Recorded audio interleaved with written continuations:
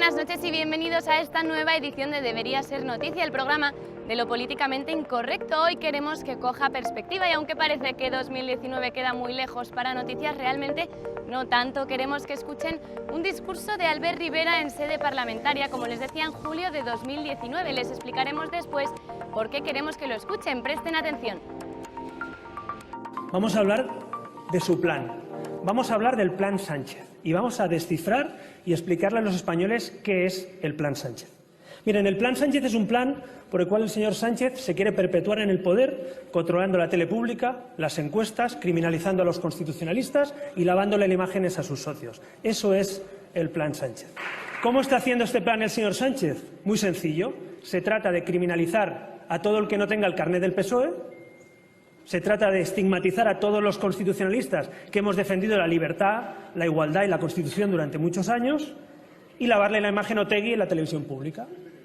Y pactar con los separatistas la Diputación de Barcelona y quitarle el gobierno a Ciudadanos y a UPN en Navarra para pactarlo con Bildu, con los nacionalistas. Ese es el plan.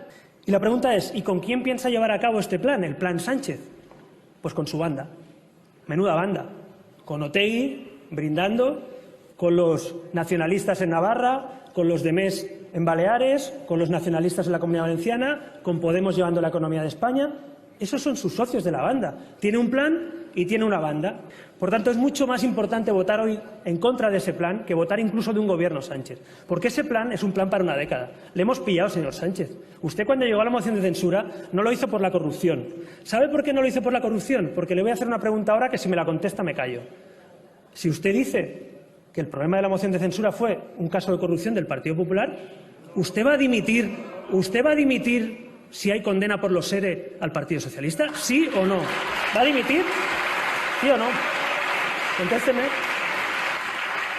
Por eso hay que oponerse al Plan Sánchez. Por cierto, homenajes a terroristas, porque yo no quiero homenajes ni a Franco, ni a Maduro, ni a etarras. Y en este país se hacen homenajes a etarras, porque ustedes lo permiten, porque no hacen nada, porque sus socios del PNV en el País Vasco. No, a ustedes no, qué vergüenza da ver esos homenajes, señor Sánchez. Porque, señor Sánchez, el lado correcto de la historia en este momento no es estar con Bildu, ni con Puigdemont, ni con Torra. Es estar con la Constitución y con la democracia. Muchas gracias. 22 de julio de 2019 y como les decía, no parece que quede tan lejos por el discurso de Albert Rivera. Meses después, este político dejaba la política y se retiraba a un despacho de abogados. Le sustituía Inés Arrimada, ya lo saben, que les vamos a contar, pero quien no ha dejado la política es Pedro Sánchez. Pedro Sánchez sigue allí en su escaño sin moverse y se ha cumplido, parece ser, la profecía de Albert Rivera. Se han cumplido cada una de las medidas del Plan Sánchez del que se hablaba en el anterior vídeo y les vamos a contar cómo se han cumplido. Presten atención. Vamos a hablar de su plan. Vamos a hablar del Plan Sánchez y vamos a descifrar y explicarle a los españoles qué es el Plan Sánchez. Miren, el Plan Sánchez es un plan por el cual el señor Sánchez se quiere perpetuar en el poder, controlando la tele pública. Por eso, y me permitirá que aproveche esta oportunidad, consideramos, y hoy doy voz a millones de españoles, que es una auténtica vergüenza que la televisión española, la televisión de todos, con los fondos, con el dinero público de todos los españoles, precisamente a lo que se estén dedicando es a hacer un programa de humor en este momento, diario en una cuarentena, cuando hay tanto dolor por parte de los españoles, a pesar de que lo estén intentando tapar. Repetidamente está atacando a Televisión Española. Nosotros entrevistamos a todos los líderes políticos. Su caso es un buen ejemplo y que puede decir con absoluta libertad lo que considera, como nosotros debemos también defender, si sí lo consideramos, a la televisión pública. ¿En qué cree que estamos mintiendo o manipulando? Me va a disculpar, yo no ataco a la televisión pública, es una televisión que también me pertenece como española.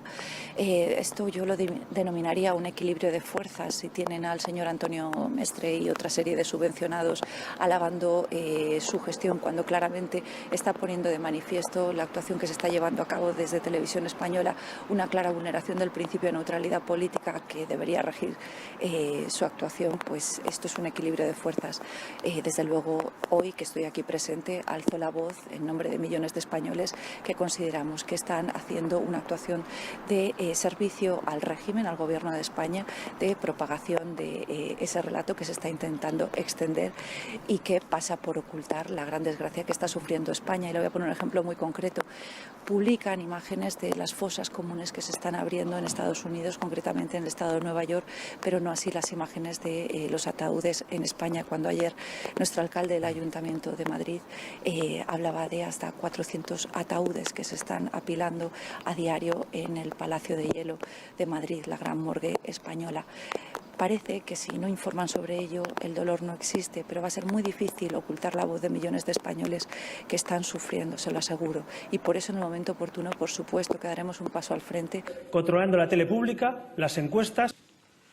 Señor Tezanos, ¿usted considera que el hecho de haber sido, estar en suspenso en el ejercicio de ese cargo, o lo ha sido en el pasado, miembro de la Comisión Ejecutiva Federal del Partido Socialista, connotado militante de ese partido, etcétera, no empaña en nada la neutralidad y objetividad que les es exigible para presidir el CIS?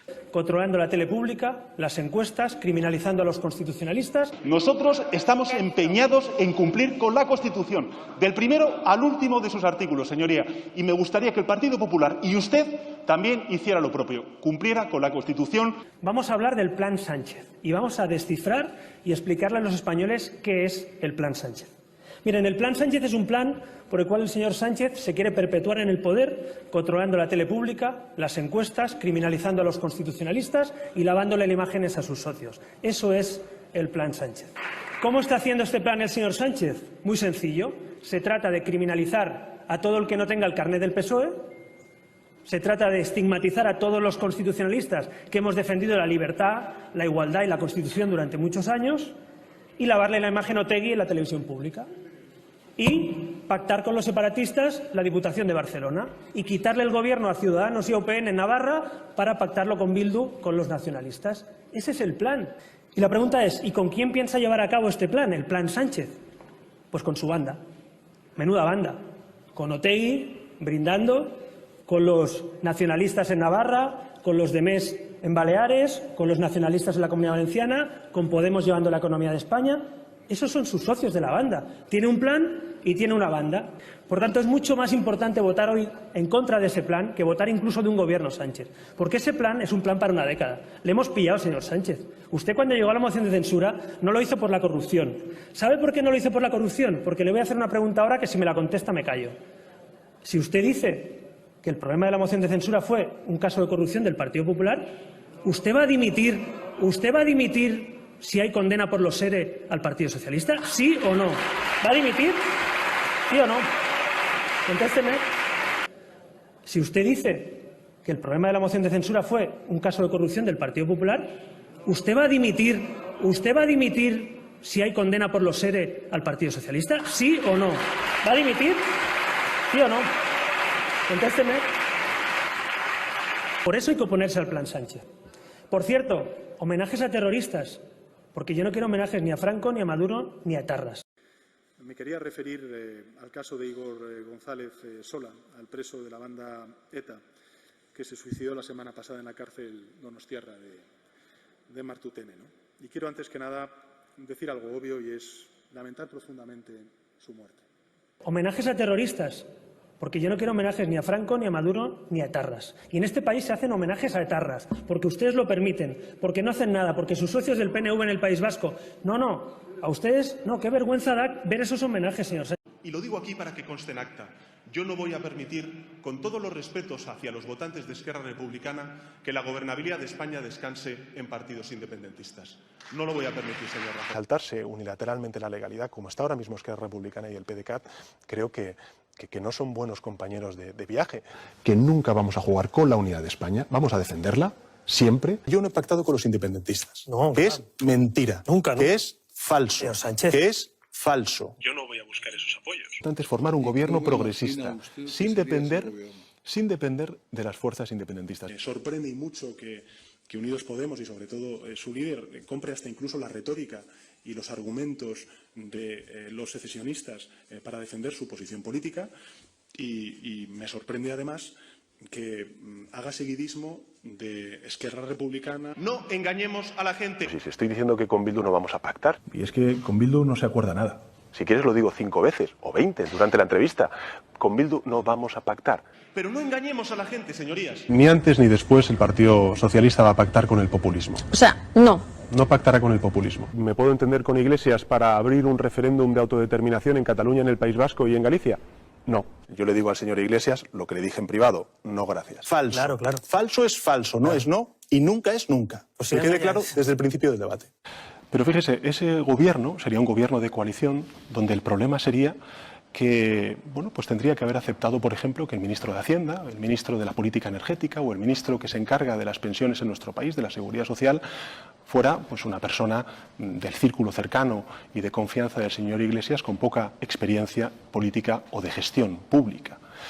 Bien, yo sería presidente del gobierno y tengo que reconocerle que sería un presidente del gobierno que no dormiría por la noche. Entre mis convicciones y las exigencias que pretendía imponerme el señor Iglesias, yo he preferido, sin duda alguna, optar por mis convicciones. Porque, señor Sánchez, el lado correcto de la historia en este momento no es estar con Bildu, ni con Puigdemont, ni con Torra. Es estar con la Constitución y con la democracia. Muchas gracias.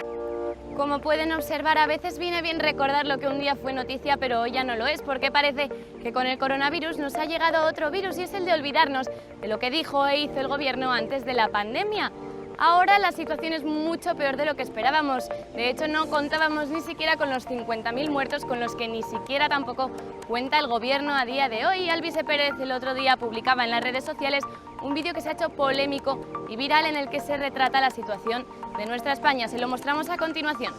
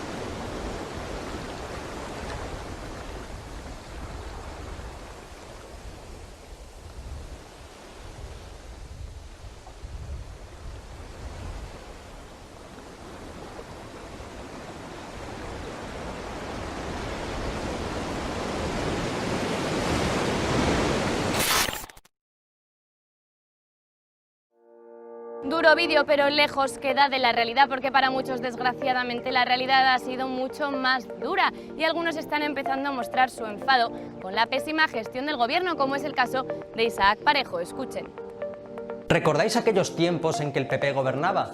¿Quién los pillara, verdad? Ahora muchos echan de menos a aquel gallego de barba robusta y acento peculiar. El caso es que aquella época era insoportable. Tanta corrupción, tanta precariedad laboral, los niños morían desnutridos por las calles, la pobreza asolaba España y la gente era desahuciada de su casa cada día y cada minuto. Un horror. La salvación era que volvieran los que nos arruinaron hace más de una década, ya por segunda vez en democracia. Necesitábamos un gobierno de la gente, un gobierno de progreso, que devolviera la dignidad a las instituciones. ¿Y qué nos hemos encontrado? Pues creo que todo el mundo lo sabe.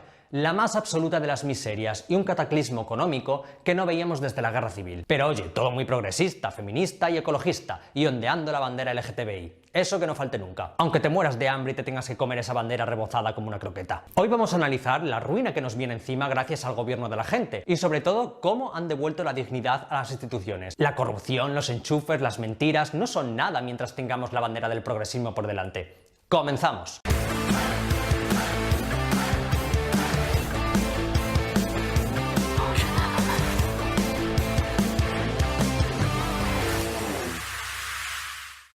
Vinieron a regenerar la democracia, venían a limpiarlo todo de la ruina que estaba dejando el PP. Los españoles se parecen mucho a los argentinos, pues en Argentina no se les ocurrió otra cosa para devolver la prosperidad al pueblo que votar a los mismos que les arruinaron pocos años atrás.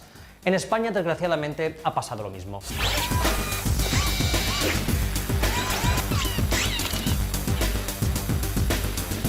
La corrupción era insoportable. El PP no podía seguir un segundo más en el gobierno. Tenía que volver el PSOE para que las instituciones fueran de nuevo de cristal. Rajoy tenía que dimitir por un caso como la Gürtel, que ni siquiera le implicaba, porque el PP supuestamente estaba condenado por financiación ilegal. Algo totalmente falso. El PP tuvo una condena civil subsidiaria a título lucrativo y la condena fue una multa de 240.000 euros por la corrupción en los ayuntamientos de Pozuelo y Majadahonda. Nada que ver con una condena por corrupción por la trama Gürtel, como intentó vender la moción de censura para justificarla. En el gobierno de Rajoy, al momento de la moción de censura, no había ni un solo ministro imputado, ni procesado, ni condenado. Sin embargo, la sentencia de los SERE, el mayor varaparo judicial a un partido político en la historia de nuestro país, no afectó absolutamente nada a nuestro amado líder. Y él no tenía la obligación de dimitir. Más de 600 millones de los parados, gastados en drogas, prostitutas, viajes, cenas de lujo, etc., por los que fueron condenados los dos expresidentes de la Junta de Andalucía, a los que Sánchez defendió. Mire, en el caso de los ERES, que comentabas tú de Manolo Chávez y de Pepe Griñán, estas dos personas que yo creo en su inocencia. Ahí el PSOE no tenía nada que ver, era un caso aislado, no como la corrupción de Majadahonda y Pozuelo, que implicaba a todo el Partido Popular. También querían despolitizar la justicia controlada por el PP, de modo que no se les ocurrió otra forma mejor de hacerlo que nombrar fiscal general del Estado a una exministra del PSOE.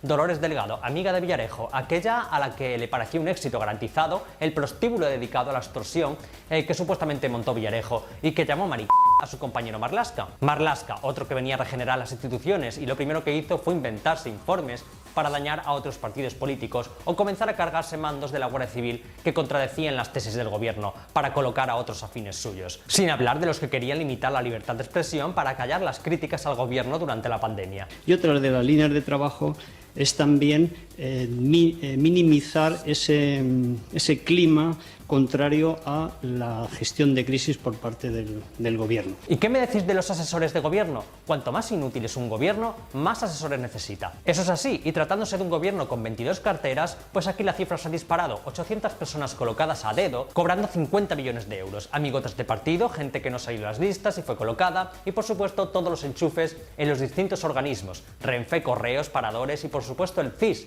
La lista es interminable, donde Pedro Sánchez ha colocado a amigos suyos de partido para tener el control absoluto de las instituciones y devolverles la dignidad que habían perdido con el corrupto PP. El ejemplo más claro de restitución democrática de una institución es sin dudas el CIS, un organismo dedicado a hacer encuestas pagado con dinero público que durante toda la vida ha estado siempre dirigido por personas independientes sin filiación política, hasta que Pedro Sánchez decidió que lo mejor para seguir ganando en las encuestas era colocar a un socialista que hiciera los sondeos en Ferraz. Resulta que este señor acertó los resultados de las elecciones del 28 de abril.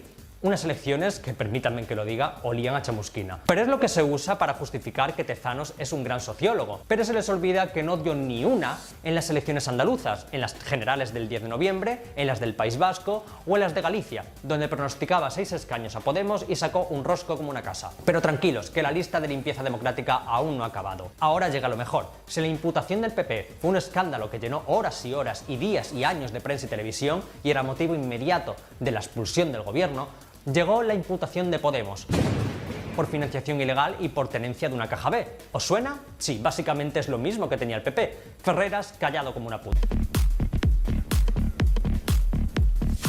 Tenemos a uno de los partidos del gobierno imputado por corrupción y aquí nadie habla de ello. La ideología por delante, señores. Eso es devolver la dignidad a las instituciones. Estar gobernados por un partido con la mayor condena de la historia de la democracia y otro imputado por corrupción, que han enchufado con un sueldo público a más de 1000 personas y han asaltado los medios estatales.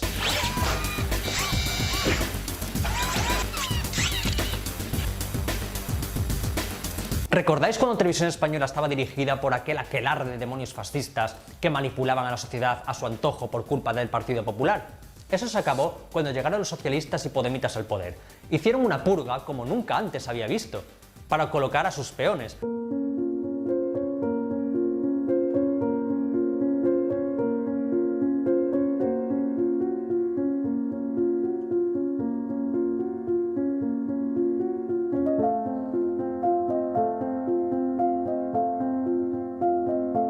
Para empezar, se cargaron el Consejo de Administración del ente público y ahora Radio Televisión Española está controlada por una única persona.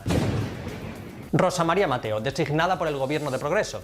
Es administradora única, nadie más pincha ni corta ahí más que ella. Nadie ha protestado por este escándalo. El Consejo de Administración es clave para garantizar la independencia de la televisión pública. Y aquí lleva una sola persona al frente de él casi 2 años y nadie dice ni mu. Las manipulaciones de Televisión Española durante esta época se cuentan por millares, pero vamos a poner los ejemplos más descarados. ¿Recordáis la que lió Pedro Sánchez con los debates electorales? Sus artimañas políticas hicieron que Televisión Española cambiara la fecha inicial del debate para que coincidiera con el A3 Media y así no tener que asistir a los dos. Al final, la manipulación fue tan evidente que Radio Televisión Española tuvo que rectificar y adelantar un día el programa. O los famosos gráficos de los telediarios donde nos llamaban gilipollas directamente a la cara, manipulando unas cifras para que se las creyeran en gente con discapacidad visual, básicamente. En este, por ejemplo, vemos cómo cambian la leyenda del gráfico para que parezca que España cae lo mismo que Alemania, cuando en realidad cae el doble. Este es el auténtico gráfico. Y en este otro, la colosal caída del 18% del PIB la ponen a la misma altura que la caída del 2,6% del año 2009. Sin contar con que el ente público se ha dedicado a contratar a todos los colaboradores de La Sexta, Antonio Maestre, Jesús Maraña, Ignacio Escolar, garantizando así el pluralismo político. El PSOE ha conseguido arrasar con el prestigio de todas las instituciones, pero ha conseguido algo que parecía imposible: acabar con la reputación de Ana Blanco.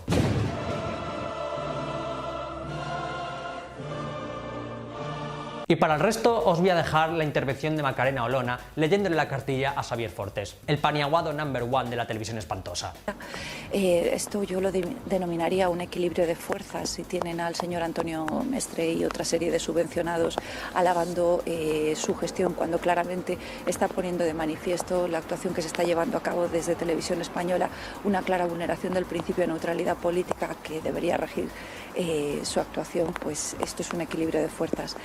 Desde luego, hoy que estoy aquí presente, alzo la voz en nombre de millones de españoles que consideramos que están haciendo una actuación de servicio al régimen, al Gobierno de España, de propagación de ese relato que se está intentando extender y que pasa por ocultar la gran desgracia que está sufriendo España. Y le voy a poner un ejemplo muy concreto. Publican imágenes de las fosas comunes que se están abriendo en Estados Unidos, concretamente en el estado de Nueva York, pero no así las imágenes de los ataúdes en España, cuando ayer nuestro alcalde del Ayuntamiento de Madrid hablaba de hasta 400 ataúdes que se están apilando a diario en el Palacio de Hielo de Madrid, la gran morgue española.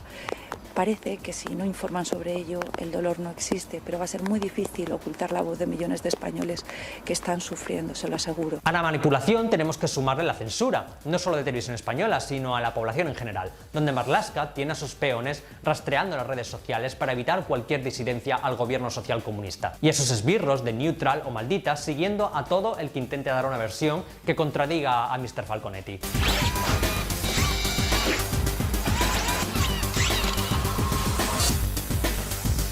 Pedro Sánchez quería ser recordado como el político que iba a arreglar la economía. Desde luego, la suya y la de su gobierno la ha arreglado en vista de la vida a todo tren que llevan, mientras los demás estamos en la ruina. Ya empieza a extenderse el mismo relato que con la crisis anterior, es decir, la de que el gobierno no tiene culpa ninguna porque es una pandemia mundial, crisis mundial, está todo el mundo en crisis, etc. Pero ¿cuál es la explicación de que España sea el país del mundo donde más va a golpearnos la crisis y donde más se ha derrumbado la economía? ZP no tenía ninguna culpa de la crisis porque fue algo a escala planetaria, a pesar de que éramos el país con el paro más alto después de Grecia. Y la gente huía de España para trabajar en otros países. ¿Por qué se iban a otros países si estaba todo el mundo igual? Pregunto. Pues al igual que con aquella debacle, aquí ha ocurrido lo mismo. El gobierno realmente no tiene culpa de la crisis, tiene culpa de agravarla al pasar olímpicamente de los síntomas, o peor aún, de hacerlo a propósito para sumirnos en la miseria. Que Alemania caiga un 10% del PIB, Estados Unidos un 9%, Francia un 13% y España casi un 20%, no es solo responsabilidad de la COVID, sino de un gobierno nefasto que ya venía desgastando la economía desde antes de la pandemia.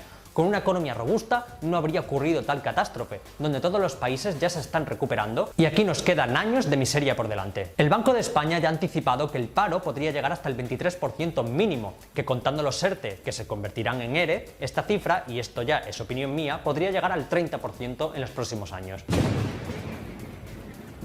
El déficit, que cuando gobernaba Rajoy estaba en un 2%, podría alcanzar el 14% según AIREF. 5 puntos más de como lo dejó ZP, una deuda desbocada del 126% y miles de empresas destruidas. Para que os hagáis una idea, si en la anterior crisis la mayor caída del PIB fue alrededor del 3% y ya fue una hecatombe que provocó los años más duros para este país, en esta ocasión la caída será 6 veces mayor. Imaginad el cataclismo que viene. Todavía vivimos en la burbuja de la bonanza y no estamos notando los efectos, pero llegarán. En España habrá hambre, miseria, pobreza, pero no ocurrirá nada y nadie protestará porque tenemos un gobierno de progreso. Y en este país la izquierda prefiere morirse de hambre antes de que gobiernen los que no son de su cuerda. Pero también han hecho cosas buenas, no todo ha sido malo, hombre. Han hecho cosas positivas. Por ejemplo, han sacado a Franco de su tumba y eso ha sido un hito histórico que ha arreglado la vida de millones de españoles. Y también han conseguido que la justicia devuelva al Estado el Pazo de Meirás, propiedad de los Franco. Y eso, según Carmen Calvo, es un paso importantísimo para la democracia. Otra propiedad más donde Pedro Sánchez podrá disfrutar de sus vacaciones, ya que estas las ha pasado en un palacio que el rey Hussein de Jordania regaló al rey Juan Carlos y que este donó al Estado. Así que, ya que se han devuelto al Estado todas las propiedades de los Franco, ya solo falta que el PSOE devuelva los 600 millones de euros que se gastaron en prostitutas y cocaína, y ya estamos todos en paz. Pues este es el gobierno de la gente, el que iba a acabar con la corrupción, con la censura, con la falta de libertad, y que ha acabado convirtiéndose en un gobierno que nos va a llevar a la pobreza más absoluta. Un gobierno con 50.000 muertos a sus espaldas, la peor gestión de la pandemia del mundo y un gobierno que difícilmente podremos sacarnos de encima mientras tengamos a miles de palmeros mediáticos y sociales recibiendo su recompensa. España está ya en la inmundicia. Sabíamos que el PSOE algún día lo conseguiría y al final se han salido con la suya. Disfruten del gobierno del progreso, porque hacia lo único que va a progresar es hacia la dictadura. Pues hasta aquí mi vídeo de hoy. Como siempre os ha gustado, podéis suscribiros y si no, pues ya sabéis, podéis dejar vuestro insulto aquí abajo.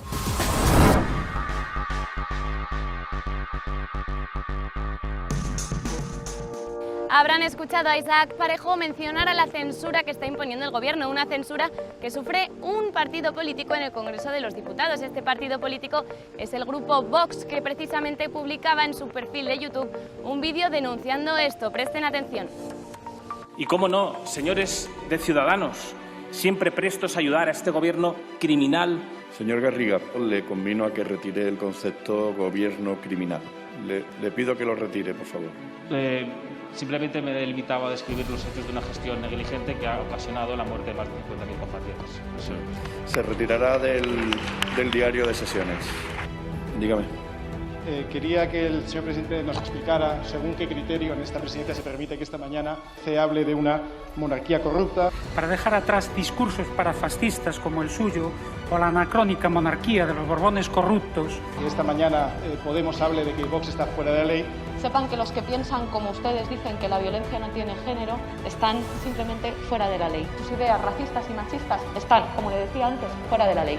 Ustedes fueron a nuestro país a sembrar vientos con su mensaje de odio machista, xenófobo, racista y ultraespañolista. Acabo lanzando un mensaje a la derechita fascista. Presenten de una vez por todas su moción de censura, dense la hostia parlamentaria pertinente y no nos dejen perder más tiempo. No tiene la palabra, señora Olona. No tiene la palabra, señora Olona. Siéntese, por favor. Y la vigencia del Estado de Derecho amparan y protegen también a Vox, aunque algunos de sus representantes alienten, como hemos escuchado repetidamente, el golpismo. Señora Certa, le ruego que se modere, que se tranquilice, por favor. Estamos en el debate y vamos a dejar que los intervinientes lo hagan como lo han hecho también sus portavoces, con tranquilidad y escuchándole. Le llamo al orden, señora Certa. Le llamo al orden, señora Certa. Le pido, por favor, que se tranquilice y se modere. Quería que el señor presidente nos explicara según qué criterio en esta presidencia se permite que esta mañana RC hable de una monarquía corrupta, que esta mañana Podemos hable de que Vox está fuera de la ley y eso no coincide la necesidad de borrar esto del diario de sesiones y sin embargo la expresión gobierno criminal. A ver, señoría, sabe usted perfectamente que según el artículo 32.2 del reglamento, la presidencia interpreta el mismo. Mi interpretación de esta presidencia es que, según el artículo 103.1, se ha faltado al decoro institucional. Le he pedido que lo retire y al no retirarlo está quitado del diario de sesiones. No hay nada más que decir.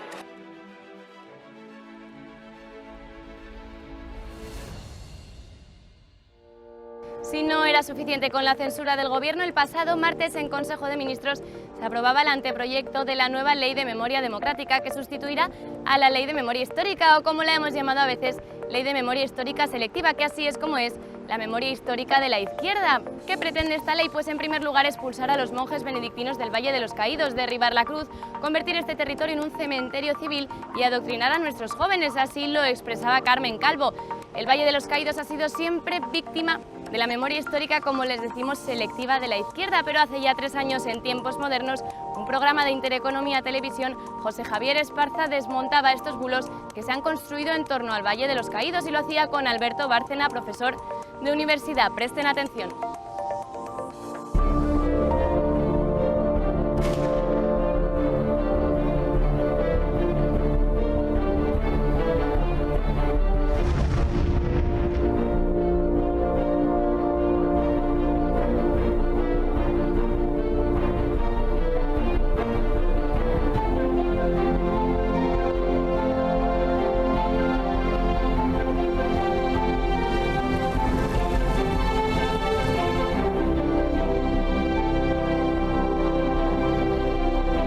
No aceptaremos la exclusión de nuestro pueblo de ese derecho. Mr. Gorbachev, tear down this wall.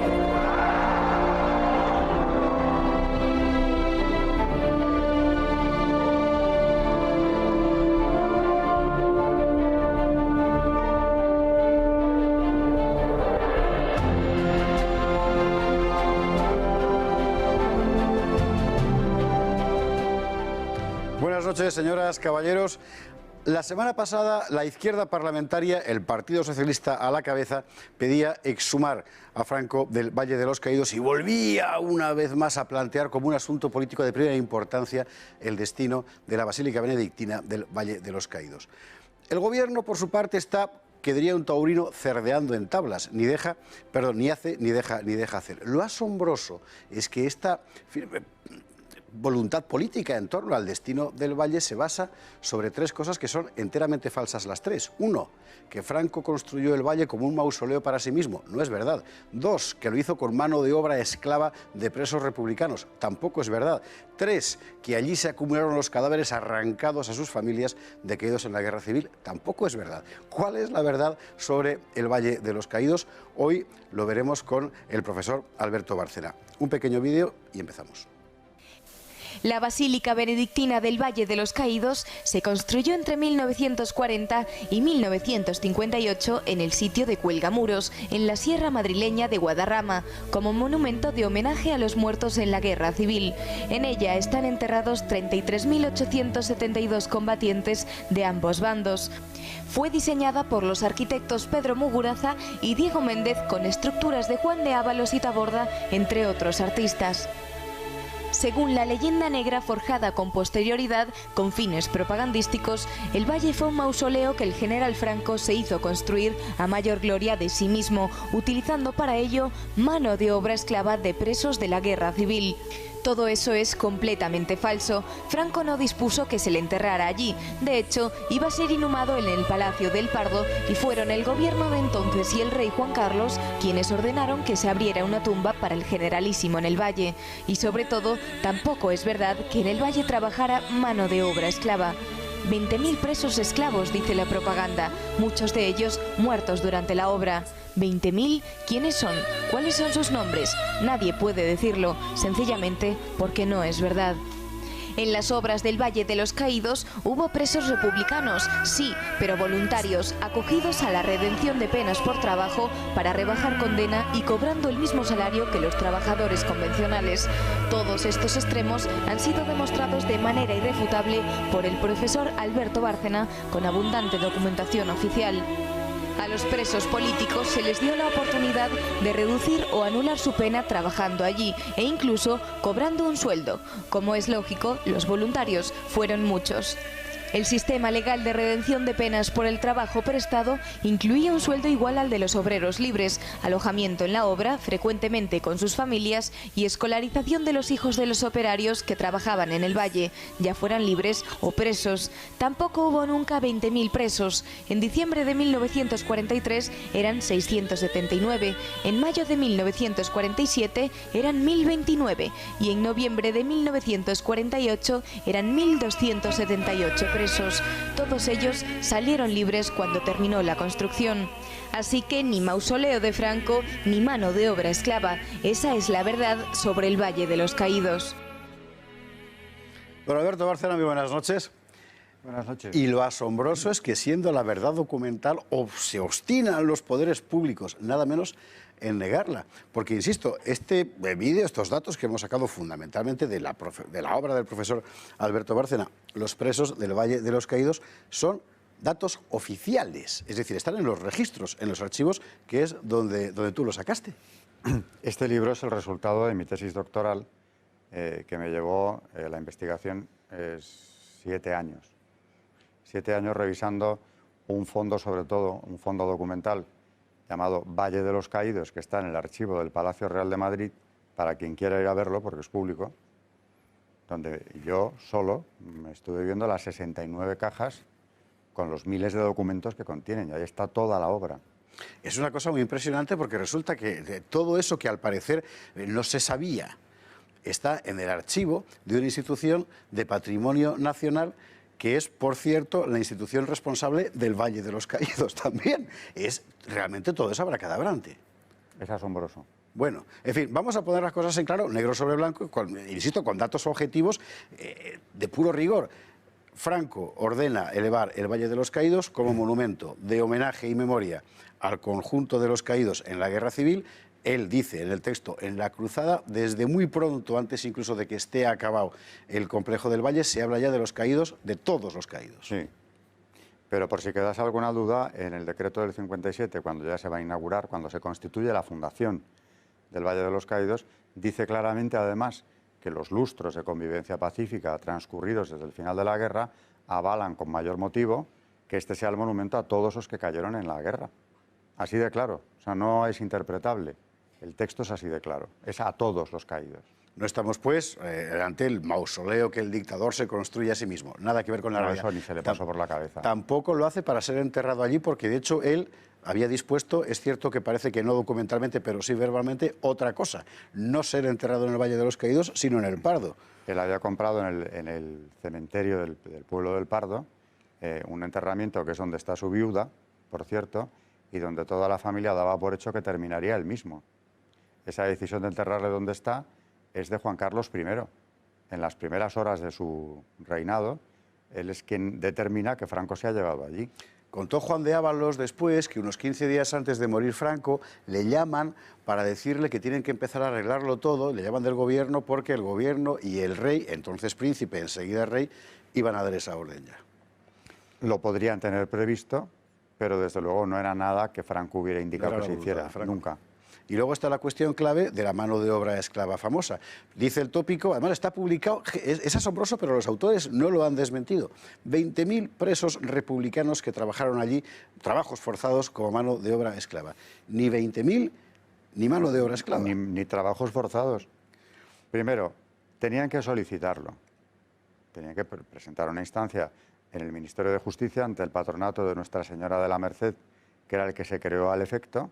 Porque allí de lo que se trataba no era de que te llevara, por así decir, los alguaciles a picar piedra, sino que era un sistema oficial de redención de penas por el trabajo. Claro, eso era una figura jurídica que se creó entonces, en plena guerra civil, y que se estuvo aplicando después, que contemplaba el que el preso pudiera incorporarse a la vida normal cuanto antes mejor, reduciendo la condena, pero de paso, mientras tanto, ganando un salario con el que poder mantener a su familia o al menos contribuir desde el cumplimiento de su condena al mantenimiento de la misma. Redención de penas que además era muy notable, ¿no? ¿Cómo era? 5 días de pena por uno trabajado? ¿Cómo era la cosa? Al principio era 1 por 1 y acabó siendo 6 por 1. 6 por 1. Que, por cierto, contabilizaban los días festivos, sí, las horas extra, los destajos, todo lo que hiciera, los días que estaba enfermo, todo el tiempo que pasaba allí dentro contabilizaba como para la redención. Y, por cierto, no se aplicó la ley. porque luego se aplicó en un sentido enormemente más amplio y generoso. Sí, hubo muchos indultos después, masivamente. Bueno, indultos aparte, es que lo que no estaba contemplado es que los que tuvieran delitos de sangre pudieran acogerse a este sistema. Amigo, claro. Y los que yo he investigado, salvo uno o dos, todos tenían delitos gravísimos de sangre en la retaguardia. Estamos hablando de la represión roja durante la Guerra Civil, claro. Dice alguno ahora, bueno, sí, claro, es que lo que pasa es que Franco tenía que desalojar como fuera las cárceles porque no le cabían los presos.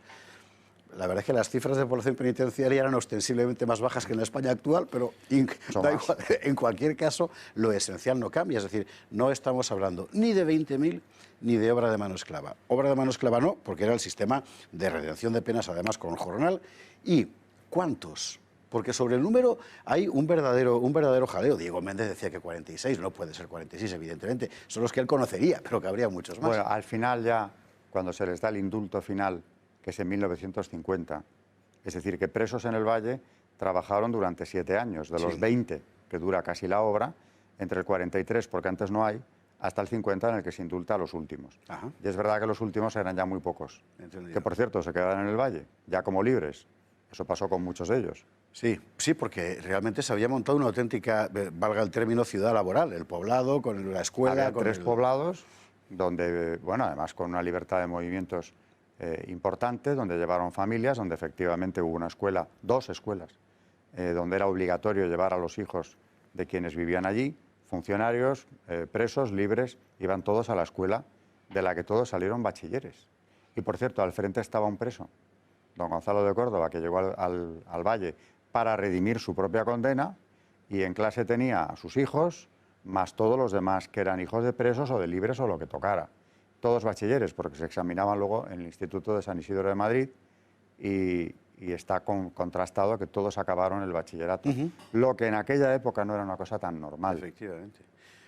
De forma que tenemos constatación objetiva en hechos y en documentos de que el relato oficial sobre el Valle es mentira, que es una cosa gravísima, pero bueno... Lo asombroso es que siga, sin embargo, defendiéndose ese relato y, por tanto, un movimiento extraordinario puede acabar siendo demolido por la imposición de una falsedad histórica. Bueno, es lo de siempre, ¿no? Una mentira repetida 1000 veces pues acaba siendo una verdad. Los regímenes totalitarios eso lo han tenido muy claro.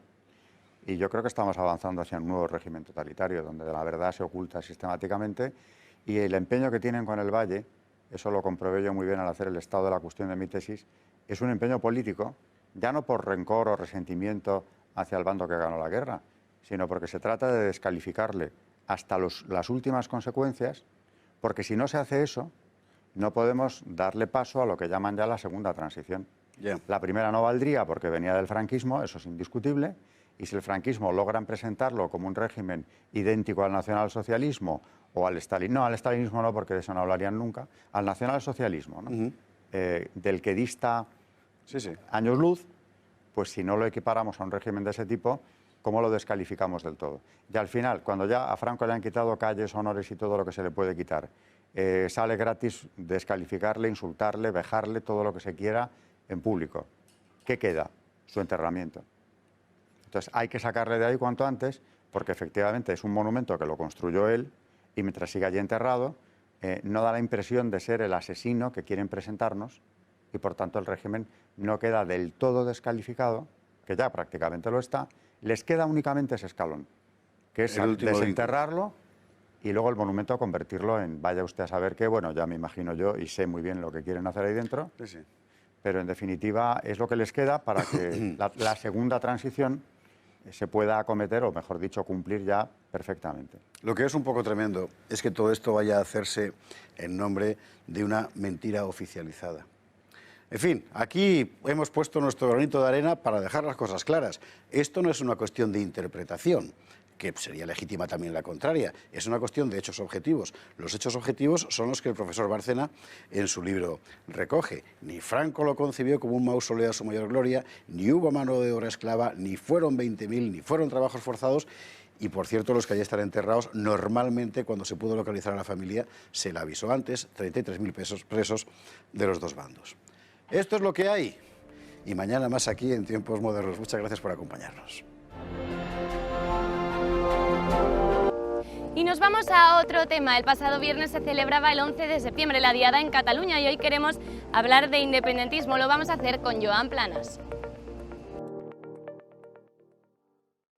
El caso, por si hay gente que aún se pregunta cómo hemos llegado hasta aquí, que los independentistas aún siguen en el gobierno y siguen haciendo manifestaciones, pues resulta que yo en el 2017, cuando aún no era conocido como youtuber, estaba empezando, era un bebé youtuber, pues resulta que salí por Cataluña a entrevistar a independentistas y a no independentistas. Sí, como lo escucháis, ahora si hago esto, a lo mejor no supero la primera ciudad. A ver, un momento, en realidad no fue idea mía, fue idea de amigos independentistas que me dijeron: oye, has recorrido toda España y ahora has dejado de ser independentista para hacer tu libro, ¿verdad? Muy bien, recorre ahora a Cataluña a entrevistar a los catalanes y seguro que vuelves a ser independentista. Y eso es lo que hice, me fui a Valldaran, a Lleida, Manresa y a Amposta, de una punta a la otra de Cataluña. Y el resultado fue que no me hice otra vez independentista, sino que vi que Cataluña se había transformado en el manicomio de España. Sí, y lo veréis a continuación porque os he hecho un resumen de esos vídeos que hice en ese momento, que lo vio poca gente. Es lo que tiene cuando eres un youtuber pequeño, ¿eh? Yo, a los que estáis empezando, os entiendo. En fin, que lo que veréis a continuación es un resumen de los independentistas que me han parecido más interesantes y veréis la comida de coco que tienen y por qué estamos como estamos. No me enrollo más y os dejo con el resumen. Puigdemont. Esta cara, ¿qué quiere decir? Este lo veo que le suba todas las leyes y todo. O sea, cuando dices que este no sigue las leyes ni nada, como es algo bueno. Bueno, sí. Hace lo que quiere él y que cree a los demás. ¿A ti te representa? Sí. Este lo veo más catalán. Este lo ves más catalán. Sí. Al otro, Artur Mas no lo está en catalán. No. Porque ser más catalán, ¿qué significa? Sentir más la independencia y el sentimiento catalán. O sea, la gente que no se siente independentista, digamos que no es tan catalana. Bueno, mira, vale, sí. ¿Sí o no? Es que ser catalán son muchas cosas, no solo es hablar la lengua. El territorio donde estamos, en el delta del Ebro, aquí casi no estamos, nos da la sensación de que no somos ni catalanes. ¿Por qué? Porque estamos abandonados. ¿De Cataluña? Sí. ¿Pero os sentís abandonados de Cataluña? Un poco, en muchas cosas sí. Pero aún así que es la independencia para estar en Cataluña. Sí. Pero dices que Cataluña os abandona. Sí. Entonces, ¿por qué es la independencia si te abandona? Para ver si somos un poco más catalanes. A ver si os hacen más caso. Sí. Bueno, y porque claro, uno diría, bueno, si no me tratan en Cataluña, me quedo en España. No, pero es que soy catalana. ¿Y el resto de España también sientes que os tratan mal? Sí. Se ve en las noticias, en las pocas que veo. ¿Qué ves? El telediario. ¿Qué tipo de...? Como TV3. La razón, además de por ser catalana, ¿hay más razones por las que quieres la independencia? No. ¿Cuándo te volviste independentista? Pues hace 6 o 7 años. ¿6 o 7 años? Hace muy poco en realidad. Sí. Porque tampoco le hacía mucho caso todo esto. Y ahora sí. ¿Y tú recuerdas el día que te volviste independentista? Mirando la tele. ¿Mirando la tele? Sí. ¿Qué pasó? El Pep Guardiola. ¿Te convenció Pep Guardiola? Sí. ¿Cómo? Hombre, el rollo este. ¿Pero qué dijo que te convenciera? No sé qué decirte. Y es que lo llevo dentro, por lo tanto yo... ¿Qué quiere decir que lo llevas dentro? Es que yo soy catalana desde que nací y me voy a morir siendo catalana. ¿Pero eso qué quiere decir? ¿Que eres independentista por ser catalana? No. Yo he nacido en una ciudad catalana. Entonces también es mucho lo que he escuchado de mis padres. Sabes que también me han guiado un poco catalana, Cataluña. No es que España sea mala, pero para Cataluña sí que es mala España. De la manera como me lo cuentas, parece que seas independentista porque eres catalana y no por unos argumentos. No, yo tengo mis argumentos. Yo creo que España sin Cataluña no sería lo mismo. Yo estoy estudiando política, derecho. Yo creo que una pieza fundamental para España es Cataluña. Y si la pierde, lo va a pasar mal, yo creo. ¿Pero entonces te quieres independizar para vengarte de España? No, porque creo que vamos a ir mucho mejor. ¿Y España peor? Yo creo que sí, porque yo creo que... No sé si utilizar las palabras, pero creo que nos roban. Sí, que Cataluña también ha robado a los catalanes, pero que España también se pasa. Y bueno, pues que yo soy catalana. A mí yo me dice, ¿eres española? Digo que no, yo soy catalana. Porque no me siento identificado con lo que hacen, no sé. ¿Lo que hacen los españoles o el gobierno de España? El gobierno. Entonces tú te quieres ir de España porque no te gusta el gobierno, pero te gusta su gente. Me gusta cómo gestiona, claro. Yo es que con la gente no tengo problema ni nada. ¿No sería más práctico en vez de separarnos simplemente cambiar el gobierno? Sí, pero yo creo que no se va a poder cambiar un gobierno así porque sí. ¿Y de alguna manera cuando ves la bandera de España entiendes que quien la lleva es facha? Sí. ¿Tú entiendes que si alguien sale en Madrid, salen gente con la bandera española, están apoyando a Franco? Sí. Creo que los castellanes son fachas y los catalanes son independentistas. El punto intermedio es la persona que le da igual. ¿Y este no es ni catalán ni castellano? No, yo creo que no. Ese vive en el limbo. Sí, le da igual. Salga lo que salga, a mí me da igual. Es que yo me refiero a facha a apoyar mucho a España, que es eso, apoyar a España, discriminar a los catalanes. ¿No prefieres una república? No. ¿No? ¿Prefieres la monarquía? Pero sabes que con la independencia te quedas sin rey. Ya lo sé. ¿Qué hacemos entonces? ¿Quieres Cataluña independiente con rey? No. Es que claro, me estoy contradiciendo en verdad. ¿Por qué prefieres la monarquía y no una república? Es que lo veo más liberal, digamos, ¿sabes? ¿La monarquía? Sí. Pero la monarquía no la dices tú. Ya, no sé, no estamos tan atados a lo que tenemos que hacer. Hombre, yo creo que votar y dejar al pueblo que escoja es importante. ¿Pero no crees que la monarquía se quite? No. Yo creo que deberíamos votar a la persona que nos tiene que representar. Pero con un rey no se hace así. Ya, pero es que no sé, yo creo... Es que claro, si imagínate que cada 4 años tenemos que votar a un nuevo rey, sería un cachondeo. Yo creo que la gente iría a ser rey y por... Yo creo que la gente no se lo tomaría en serio. ¿Creéis que lo de ser independentistas o no tiene que ver también con la emoción como ser del Barça o del Madrid? Yo creo que sí. Yo, en mi caso, Bueno, sí. Sí, es como cuando uno es de un equipo de fútbol, ¿no?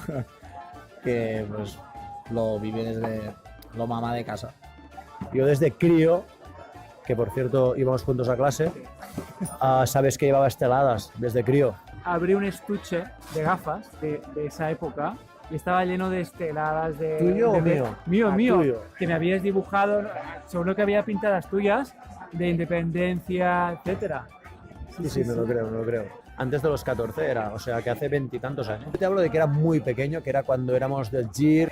GIR eran joves independentistas revolucionarios de Cataluña. Jóvenes, lo que ahora es el GERC, de Esquerra Republicana. Yo de pequeño ya era del GIR, que ahora ya no existe, el GIR. Mis padres nunca les ha gustado esto. De pequeño siempre es una cosa que me decían, ¿pero qué dices tú? ¿De dónde has sacado? No sé dónde lo he sacado, la verdad, no lo sé. Amigos, supongo. De hecho, con mi padre es del PP, bueno, tenemos cada pique. ¿Y cómo has salido tú independentista? Pues yo nací en Cataluña, me considero catalán. O sea, si te explican cómo sería la independencia y te gusta, tú te podrías llegar a ser independentista. Por supuesto. Sí. ¿Vosotros podríais llegar a dejar de ser independentistas? No, para nada. No hay argumento válido. Soy catalán, pero para siempre. O sea, para hacerme cambiar y no ser independentista, no habría ninguna razón. Yo soy independentista, o sea, me siento catalán y me identifico como catalán. Si me dicen tú eres español, casi me suena raro. ¿Sería posible que alguien te hiciera cambiar de opinión? Bueno, ¿te harías del Madrid si eres del Barça o del...? Difícil. Soy de Barcelona, o sea, yo sin Barcelona no me muevo. O sea, si Barcelona se queda en España, yo me quedo también. O sea, hay intereses ahí económicos, imagino, ¿no? Hombre, es que sin Barcelona, o sea, es imposible. Si Barcelona decide que quiere mantenerse con España... Tú necesitas una capital, y una capital de renombre, y una capital europea. O sea, realmente el proyecto Cataluña Independiente sin Barcelona no podría funcionar. Sería imposible. Yo he hecho el servicio militar. ¿Has tenido que besarlo? Sí, bueno, hacer como si la besaba, sí. ¿Y no te gusta nada? No chillé el Viva España, para decirte. De hecho, nos llamaban los catalufos en Cartagena. ¿Los que eran independentistas o todos los catalanes? Todos los catalanes. Pues de ello más razón, pues me sentía fuerte de ser catalán. Perquè els últims anys de Franco, els últims anys de vida de Franco, és quan estàvem millor. Hi havia més tranquil·litat i no hi havia tot aquest desmadre. ¿Me estás diciendo que preferirías volver a los tiempos finales de Franco? Pues casi, ¿eh? Casi, pero si me estás diciendo que es la independencia, me estàs poniendo a Franco ara... Bueno, però escolta, si amb la independència treuen tots els moros que hi ha i tota la gent estrangera, ja estaria content. Amb Franco no passava això, tu, aquí no passava cap moro. Hi havia moros quan la guerra, hi havia moros i els van fotre fora, tu. I ara tornem a estar ple de moros, però sí que no deixin entrar tanta gent estrangera, tan negres i tan grocs i de tot, sobretot moros. Sabes que esto algunos dirían que es racismo, ¿eh? És igual, que diguin el que vulguin. ¿Qué? ¿Cómo os habéis quedado? Hay de todo, ¿eh? Para repartir para todos. Como veis, nadie tiene claro por qué quiere la independencia y como veis, la gente se mueve por emociones y no por razones. Y esto que está pasando con la independencia pasa también en el resto de España, con el feminismo, con la izquierda, con un montón de cosas, y por eso yo no paro de repetir que los tibios no van a ayudar. Lo que van a hacer los tibios es ayudar a que todo vaya a más, como ha pasado en Cataluña. Y sí, en esas entrevistas también entrevisté gente que no era independentista. Por ejemplo... ¿Os sentís identificado por esta bandera? No. ¿No? No. ¿No te sientes identificada? ¿Por qué no? Porque yo no soy catalana, yo soy española y aranesa. Estoy con ella. Él piensa igual. ¿Lo mismo? Y él también. Y hasta aquí la edición de hoy. Nos vemos en la siguiente para seguir dando voz a todo aquello que no escuchará en otros medios de comunicación. Lo hacemos en Debería Ser Noticia del Toro Televisión.